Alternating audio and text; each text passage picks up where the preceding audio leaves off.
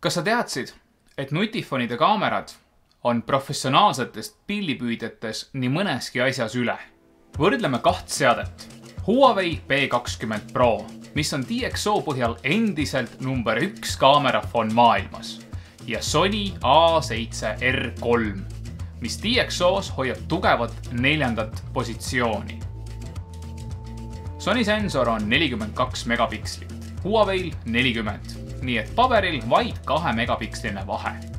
Muidugi on sensori suurused erinevad. Mõlemad seadmed on võimelised pildi otse Instagrami laadima.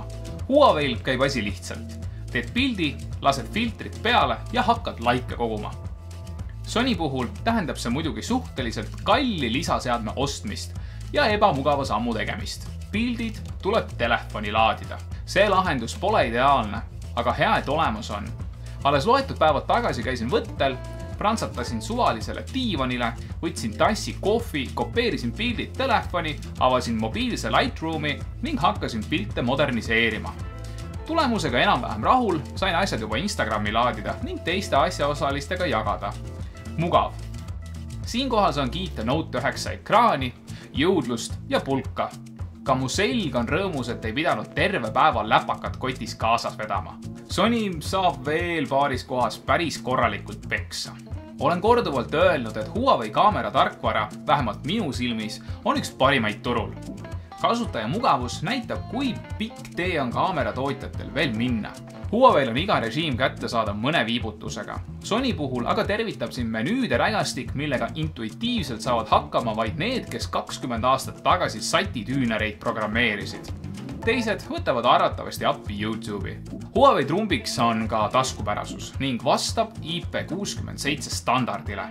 Tatise oktoobri ilmaga julgen seda ka õues kasutada.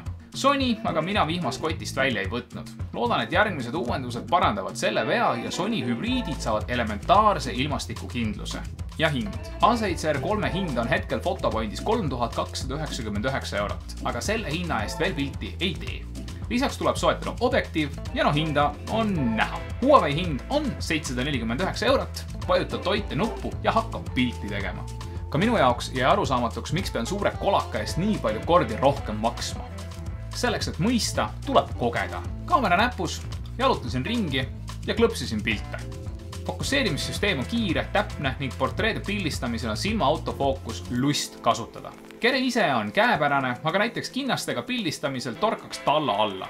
Nupud võiks veidi suuremad ja konkreetsemad olla. Seda tundsin eriti fookuspunkti liigutava nupuga. Päris ebamugav. Sealt edasi õnnestus kaamerat proovida ka natuke elulisemas olukorras. Keerasin ette 70-200 toru ja läksin Johanna Randmani muusikavideo Behind the Scenes'i pildistama. Kogu video salvestatakse mobiiltelefoniga ja valmib juba 30. oktoobriks. Panen siia alla ka kindlasti lingi, kus videole ligi pääseb.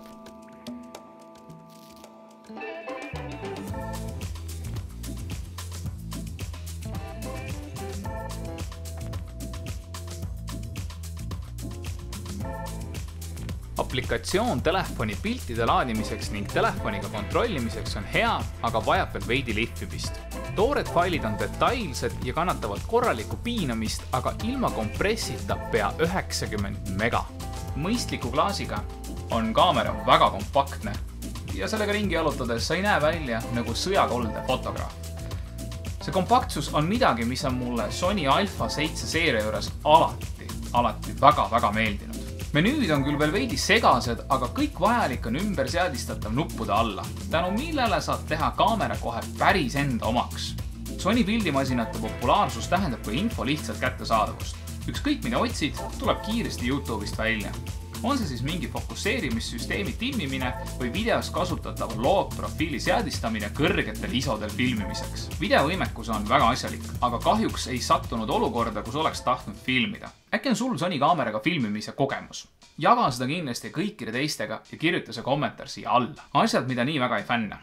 täpselt nagu enne mainisin, nupud võiks olla veidikene suuremad ja asjalikumad. Kaamera seadistamine võtab aega ja katsetamist. Lihtsalt võimalusi on nii palju, aga see pikendab ka karbist välja ja esimeste kaadrite vahepealset aega. Kerel puudub igasugune ilmakindlus. Sihtgrupp on pigem väike. Tõesti vaid inimesed, kes vajavad portreede, reklaamide või looduse pildistamisel 42 megapikslit. Instagrami jaoks on see tõesti overkill. Aga noh, eks meile arvutimaailmas see väike overkill ju meeldibki. Nüüd ma annan natukene aimu, mis veel tulemas. Arvutimaailm on teinud väga pikalt üht ägedat testi, aga see on seotud autodega. Vastame küsimusele, milline on mõistlik auto hinnaklass ja millist siis täpselt valida. Tuginedes statistikale ei tohiks auto hind ületada aastapalka. See on Eestis umbes täpselt 15 000 eurot. Sõidame iga autoga pea nädala, et selle aasta lõpuks selgitada välja meie lemmik. Novembri esimeses pooles räägime ka droonidest, aga seekord võtsime appi absoluutse Eesti tipu. Härra Kaupo Kalda isiklikult räägib väga detailselt, mis asi on droonindus ning miks teda on lauluväljakul arreteeritud. Need saavad väga ägedad episoodid olema.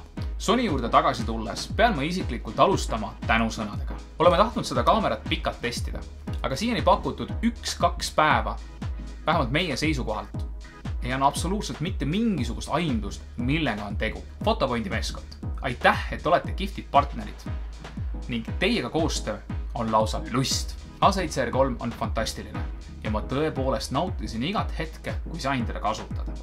Ma loodan, et kui sina oled otsingutel just selles kategoorias, siis A7R3 on miski, mille poole sa vaatad või vähemalt siis natukenegi kaalud. Vajuta subscribe nuppu, pane meile näpp üles ja vaata alla, seal on terve hunnik põnevaid ja kihvte linke. Aitäh!